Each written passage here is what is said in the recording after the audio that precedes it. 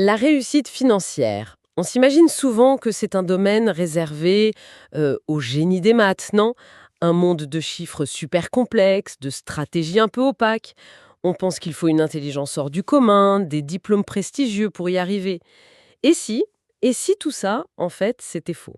Si la clé, ce n'était pas dans ce qu'on sait, mais dans la façon dont on se comporte. C'est exactement ça. C'est le postulat de base, aussi simple que déstabilisant, du livre La psychologie de l'argent de Morgan Housel. La thèse centrale, c'est que la finance est enseignée comme une science dure, un peu comme la physique, avec des règles, des lois. Mais dans la vraie vie, nos décisions avec l'argent, on ne les prend pas sur des tableurs. On les prend à la table du dîner, dans des réunions, et souvent sous le coup de l'émotion. C'est donc bien plus une compétence comportementale. Plus qu'intellectuel. Et pour nous le prouver, l'analyse commence avec un contraste, mais saisissant. C'est presque une parabole. D'un côté, on a Richard Fuscone, un cadre financier diplômé de Harvard au sommet de sa gloire, qui a fini en faillite. Et de l'autre, Ronald Reed, un simple concierge pompiste qui, à sa mort, a laissé une fortune de plus de 8 millions de dollars. La question est juste vertigineuse. Comment est-ce que c'est possible? C'est ce qu'on va explorer. Alors, plongeons dans ces deux histoires parce qu'elles sont vraiment au cœur de tout. Richard Fuscone, c'est l'archétype de la réussite. Diplômé de Harvard, MBA de Chicago, une carrière brillante chez Merrill Lynch. Il était au sommet du monde. Et il le montrait. Il a emprunté massivement pour s'offrir une maison gigantesque. Je crois que c'était près de 1700 mètres carrés, 11 salles de bain, 2 piscines. Le rêve, quoi. Oui, mais le problème, c'est que ce rêve était financé par une dette colossale. Et quand la crise financière de 2008 a frappé, tout son univers s'est effondré. Ses investissements étaient illiquides, sa dette était écrasante. L'homme qui avait toutes les connaissances, tous les diplômes, s'est retrouvé complètement ruiné, obligé de déclarer faillite. Et à l'autre bout du spectre, il y a Ronald Reed. Son histoire c'est l'antithèse complète. Personne, mais vraiment personne, ne l'aurait soupçonné d'être millionnaire.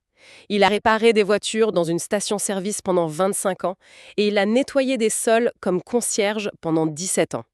Une vie simple, frugale, presque invisible. Son secret, il n'avait rien de sorcier. Il n'a pas gagné à la loterie, il n'a pas eu une idée de génie. Non, il a simplement économisé chaque dollar qu'il pouvait. Il a investi patiemment cet argent dans des actions de premier ordre, ce qu'on appelle les blue chips, et il a attendu. Pas 1 an, pas 5 ans, des décennies. Et là, la magie des intérêts composés a fait le reste. La patience de cet homme, face à l'avidité et l'endettement de l'expert de Harvard, a pulvérisé l'énorme fossé en matière d'éducation. C'est une histoire incroyable, mais elle soulève une question. Attendre des décennies en investissant dans quelques actions, c'est aussi un pari risqué. Est-ce que le livre aborde le rôle de la chance? Parce que, finalement, il a peut-être juste eu la chance de vivre l'une des plus longues périodes de hausse du marché de l'histoire, ce qui a rendu sa stratégie extraordinairement efficace. C'est un point absolument fondamental que le livre aborde de front. Housel ne dit pas que Reed était plus intelligent, il dit que son comportement, sa patience, sa frugalité étaient plus efficaces. Mais il insiste énormément sur le fait que la chance et le risque sont les deux faces d'une même pièce. Pour chaque Ronald Reed, il y a peut-être des milliers d'autres personnes qui ont eu la même stratégie, mais qui ont investi au mauvais moment ou qui ont dû vendre en urgence. Ce qui est fascinant, c'est que son succès ne vient pas d'une analyse financière pointue. Non, ça vient de sa capacité à rester dans le jeu assez longtemps pour que la chance et les probabilités jouent en sa faveur. Il n'a jamais cherché le gros coup, il a juste cherché à ne pas être éliminé de la partie. Et c'est là que la psychologie l'emporte. Ah, donc ce n'est pas seulement sois patiente, c'est mets-toi dans une position où tu peux te permettre d'être patiente. C'est très différent. Exactement. Et ça nous amène à une autre idée centrale du livre, personne n'est fou. Les gens font parfois des choses qui nous semblent folles avec leur argent. Acheter des billets de loterie, prendre des risques insensés. Mais Housel affirme que chaque décision financière a un sens pour la personne qui la prend à ce moment-là. Elle est le fruit d'une vision du monde façonnée par des expériences qui sont uniques. Attendez, il y a un chiffre dans les sources qui est absolument stupéfiant. Il dit que nos expériences personnelles représentent peut-être 0,0000001% de ce qui s'est passé dans le monde, mais qu'elles comptent pour 80% de la façon dont nous pensons que le monde fonctionne. C'est vertigineux quand on y pense. On construit toutes nos stratégies sur une fondation aussi fragile. C'est la nature humaine. Quelqu'un qui a grandi dans la pauvreté aura une perception du risque et de la récompense totalement différente de l'enfant d'un banquier richissime. Quelqu'un dont les parents ont tout perdu en bourse en 2000, il verra les actions différemment de quelqu'un qui a commencé à investir en 2009. Le livre cite une étude fascinante des économistes Ulrike Malmendy et Stefan Nagel. Ils ont montré que nos décisions d'investissement sont profondément ancrées dans les expériences économiques de notre propre génération. Si on a connu une forte inflation dans sa jeunesse, on sera moins enclin à investir dans des obligations plus tard. Ce n'est pas rationnel, c'est une cicatrice émotionnelle. Je comprends l'idée, mais est-ce que ça ne devient pas une excuse pour prendre de mauvaises décisions? Si quelqu'un a vu ses parents tout perdre en bourse, il va peut-être garder son argent sous son matelas toute sa vie. Et il va passer à côté de décennies de croissance. Comment est-ce que le livre propose de dépasser les limites de notre propre expérience? En cultivant l'humilité, en reconnaissant justement que notre vision du monde est incomplète. Husserl suggère que la meilleure façon de combler cet écart, ce n'est pas de chercher plus de données ou des modèles plus complexes, c'est de lire l'histoire. L'histoire est remplie d'exemples de marchés qui s'effondrent, de surprises, de crises que personne n'avait vu venir. En s'exposant à ces récits, on élargit notre champ de vision. On comprend que l'inattendu est la seule chose qui soit certaine. C'est une transition parfaite vers les principes que le livre propose. Une fois qu'on a compris nos propres biais, comment on construit et surtout comment on conserve sa richesse? Alors là, le livre fait une distinction cruciale entre devenir riche et rester riche. Ce sont deux compétences complètement différentes. Pour devenir riche, il faut souvent prendre des risques, être optimiste, se montrer, sortir du lot. Pensez aux entrepreneurs par exemple. Mais pour rester riche, il faut presque le contraire. Il faut de l'humilité et une certaine forme de paranoïa. Il faut survivre. La survie, c'est la clé. Il faut être conscient que ce qui vous a enrichi peut aussi vous ruiner. Cette idée de survie est intéressante parce qu'elle implique qu'il y a une ligne d'arrivée. Mais dans notre société, on a l'impression que la course ne s'arrête jamais. On veut toujours plus. Et c'est exactement ce que l'auteur appelle le danger du « jamais assez ». C'est peut-être la compétence financière la plus difficile à maîtriser. Il y a une anecdote merveilleuse à ce sujet. Les écrivains Kurt Vonnegut et Joseph Heller sont à une fête, organisée par un milliardaire. Et Vonnegut fait remarquer à Heller que le Roth a gagné plus d'argent en une seule journée que ce que son célèbre roman Catch 22 lui a rapporté sur toute sa vie. Et Heller a cette réponse géniale. Il dit « Oui, mais j'ai quelque chose qu'il n'aura jamais. Assez. » C'est puissant. Savoir quand s'arrêter. Empêcher les objectifs de bouger constamment. C'est une compétence sociale, plus qu'une compétence financière. C'est la capacité à résister à la comparaison, à l'envie de toujours vouloir ce que le voisin a. Parce que ce jeu-là, il n'a pas de fin. Et il mène souvent à prendre des risques stupides pour obtenir un truc dont on n'a même pas besoin. Cette idée de « assez » est fascinante parce qu'elle entre en collision directe avec la façon dont notre société mesure le succès. On voit une belle voiture, une grande maison, et on se dit « cette personne est riche ». Mais le livre semble dire que c'est justement le contraire, n'est-ce pas? Précisément, c'est l'un des paradoxes les plus forts qu'il expose. La richesse, la vraie richesse, elle est invisible. Ce que nous voyons, ce sont les dépenses. Une voiture à 100 000 euros, ça ne nous dit pas que son propriétaire a 100 000 euros. Ça nous dit qu'il a 100 000 euros de moins qu'avant, ou 100 000 euros de dette en plus. La richesse, ce sont les actifs financiers qui n'ont pas encore été convertis en objets. C'est la voiture de luxe non achetée. C'est l'argent qui travaille pour soi et qui offre des options, de la flexibilité. Donc le vrai but, ce n'est pas la Ferrari, c'est la liberté de pouvoir s'acheter la Ferrari, mais de choisir de ne pas le faire. Parce que la liberté que l'argent procure est plus précieuse. C'est exactement ça.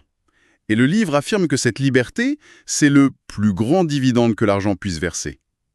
Il cite les travaux du psychologue Angus Campbell, qui a découvert que le facteur le plus puissant du bonheur, ce n'est pas le salaire ni la taille de la maison. Non, c'est d'avoir un fort sentiment de contrôle sur sa propre vie. La capacité de faire ce qu'on l'on veut, quand on veut, avec qui on veut. C'est ça le Graal. Et l'argent est un outil formidable pour y parvenir.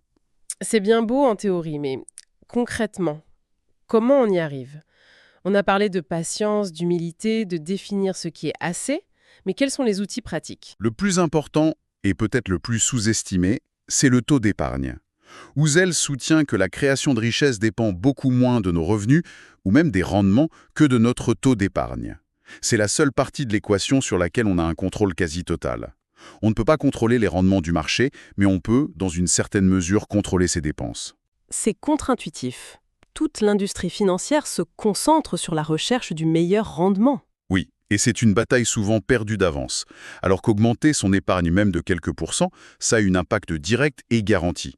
Il est possible de construire une richesse sans avoir un revenu à 6 chiffres, mais il est impossible d'en construire une sans un taux d'épargne. C'est la base de tout. L'épargne, c'est l'écart entre votre ego et vos revenus. D'accord, l'épargne est le moteur. Mais que se passe-t-il quand la vie nous envoie un imprévu? Une crise, une perte d'emploi. C'est là que tout le plan peut s'effondrer. C'est là qu'intervient le deuxième outil essentiel, ce que Ouzel appelle la place à l'erreur, la marge de sécurité. L'idée, c'est que la planification est importante, mais la partie la plus importante de tout plan, c'est de prévoir que le plan ne se déroulera pas comme prévu. Et ça, c'est un point crucial qui va à l'encontre de toute la culture de l'optimisation financière. On nous parle sans cesse de maximiser les retours, de faire travailler chaque euro, mais lui, il dit en fait qu'il faut prévoir d'être sous-optimal pour survivre. C'est bien ça? Exactement. Il ne s'agit pas d'être pessimiste, mais réaliste. Pensez-y. Une stratégie qui vous donne un rendement moyen de 8% par an, mais qui s'effondre de 50% tous les 10 ans et vous force à vendre dans la panique, est bien moins efficace qu'une stratégie plus ennuyeuse qui rapporte 6%, mais vous permet de tenir bon pendant les crises. La marge d'erreur, c'est ce qui vous permet de rester dans le jeu. Il y a l'exemple de Bill Gates dans les sources qui est très parlant à ce sujet. Oui, il a toujours insisté pour que Microsoft ait assez de liquidités en banque pour payer une année entière de salaire, même sans aucun revenu. D'un point de vue purement financier, c'était une décision sous-optimale. Cet argent aurait pu être investi. Mais cette marge de sécurité a permis à Microsoft de survivre à des crises qui ont anéanti ses concurrents. Sur le plan personnel, c'est la même logique. C'est cette marge qui permet de laisser les intérêts composés faire leur magie. Au final, si on rassemble tous ces éléments, on a l'impression que le livre est moins un guide financier qu'un guide de philosophie de vie appliqué à l'argent. C'est tout à fait ça. La conclusion du livre, c'est que les décisions financières les plus importantes ne sont pas mathématiques. Elles sont personnelles, émotionnelles. Elles ne se prennent pas dans des tableurs, mais autour de la table de la cuisine. Le but, ce n'est pas forcément de maximiser chaque euro. C'est de minimiser les regrets futurs et surtout de bien dormir la nuit. Il n'y a pas une seule bonne réponse universelle. Il y a juste la réponse qui fonctionne pour soi. Donc l'approche du livre est de nous armer non pas avec des formules, mais avec une meilleure compréhension de nous-mêmes. Il nous pousse à nous poser les vraies questions. Qu'est-ce que assez signifie pour moi? À quel point est-ce que je valorise mon temps, mon indépendance? Absolument. Le livre nous encourage à concevoir une stratégie qui nous corresponde, qui est raisonnable plutôt que parfaitement rationnelle. Une stratégie à laquelle on pourra s'en tenir sur le long terme.